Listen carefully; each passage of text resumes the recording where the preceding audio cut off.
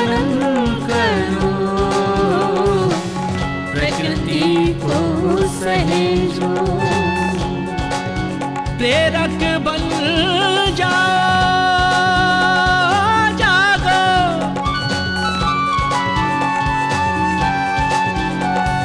समाज की, देश की, विश्व की सेवा करो, स्वार्थ और लालच की बेड़ियों से बाहर निकलो।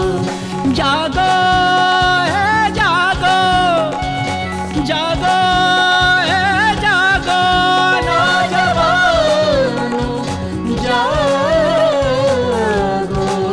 प्रेरक बन जाओ, प्रेरक बन जाओ, प्रेरक बन जाओ। भारत की संस्कृति ऋषि संस्कृति और कृषि संस्कृति रही है। कृषि संस्कृति माने गांव, खेती तो गांव में ही होगी। तो भारत माता ग्रामवासिनी रही है। ऋग्वेद का ऋषि कह रहा है, विश्वं पुष्टं ग्रामे अस्मिन् अनातुरम। प्रत्येक गांव में परिपुष्ट विश्व का दर्शन हो। दो ही इकाइयाँ भौगोलिक हैं, या तो गांव या विश्व। ये प्राकृतिक इकाइयाँ हैं। बाकी इकाइयाँ तो मनुष्यों द्वारा खींची हुई लकीरें हैं। एक हिंदुस्तान था, बाद में लकीर खींच दी गई, एक पाकिस्तान बन गया, एक हिंदुस्तान बन गया। लेकिन प्राकृतिक इकाई गांव है, गांव और विश्व। इसलिए ऋग्वेद के ऋषि ने वो उक्त बात कही। मित्रों, अभी आत्मनिर्भर भारत की बात कही है हमारे प्रधानमंत्री जी ने। आत्मनिर्भर भारत तो आत्मनिर्भर गांवों से होगा। ये गांव का देश है। यदि 6 लाख गांव आत्मनिर्भर हो गए तो भारत आत्मनिर्भर हो जाएगा।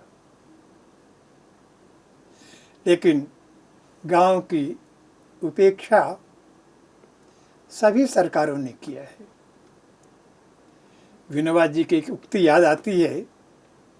उन्होंने कहा था कि मुगल साम्राज्य से पहले देश भी आज़ाद था और देश के गांव भी आज़ाद थे। मुगलों के आने के बाद देश भी गुलाम हुआ, लेकिन गांव आज़ाद रहे। बहुत ग्राम व्यवस्था में छेड़छाड़ नहीं किया मुसलमानों ने। अंग्रेजों के आने के बाद देश भी गुलाम हुआ और गांव भी गुलाम हुआ, क्योंकि वो यहाँ रहने नहीं आए थे, लूटने आए थे। लेकिन ग्राम व्यवस्था जिस तरह की थी, गांव की अपनी पंचायत थी जिसमें न्याय मिलता था, गांव में अपनी शिक्षा थी, गांव की, गांव में स्वास्थ्य के लिए वैद्य जी हकीम थे, स्वास्थ्य की व्यवस्था गांव की थी। शिक्षा, स्वास्थ्य, न्याय, आपस में लेन देन सामानों से हो जाता था। बाजार की आवश्यकता ही नहीं पड़ती थी गांव के लोगों को। ये ग्राम व्यवस्था पूर्ण स्वावलंबी व्यवस्था थी। अंग्रेजों को लगा कि इस तरह के गांव रहेंगे तो हिंदुस्तान में कैसे रहा जा सकेगा, लूटा कैसे जा सकेगा हिंदुस्तान को। तो ग्राम व्यवस्था को तोड़ा गया। शहर में बड़े बड़े न्यायालय बने, बड़े बड़े कॉलेज खुले, एक नई ब्यूरोक्रेसी बनी, और कुल मिलाकर के देश तो गुलाम हुआ, गांव भी गुलाम हुआ। अंग्रेजों के जाने के बाद उन्होंने कहा, विनोबा जी ने, कि देश तो आज़ाद है। अब वो भी आज कितना रह गया है मालूम नहीं, कागज में जरूर आज़ाद है, बाहर का कोई नहीं है यहाँ। लेकिन देश के गांव गुलाम ही है आज भी। तो गांधी ने ग्राम स्वराज की कल्पना की थी कि गांव कैसे स्वावलंबी बनेंगे। गांव में स्वदेशी, स्वावलंबन, सादगी, संयम, स्वराज्य की बात थी। गांधी ने अपने आज़ादी की लड़ाई के साथ साथ कैसा भारत बनेगा इसकी भी रचना वो करते गए थे। उनके आश्रमों में ये प्रयोग होता रहा कि अंग्रेजों के जाने के बाद नया भारत कैसा बनेगा। आमतौर पर हर क्रांतियों में मिटाने का काम हुआ है, बनाने का काम साथ साथ नहीं सोचा गया।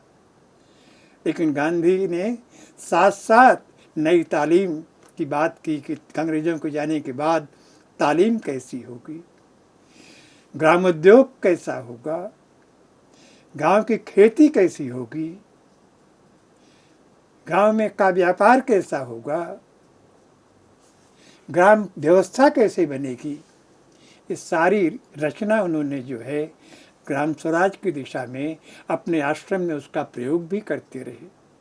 और गांधी ने इतना ही नहीं, आज़ाद गांव का, स्वतंत्र गांव का ग्राम गणराज्य होगा हर गांव में, और ग्राम गणराज्य का स्वरूप जो है महासंघ होगा भारत जो है, ये कल्पना थी। लेकिन वो कल्पना तो पूरी नहीं हुई।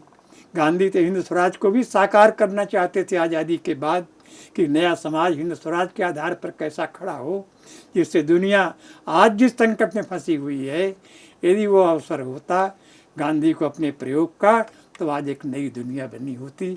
आज के संकट में दुनिया को मुक्ति की एक दिशा मिलती उसमें।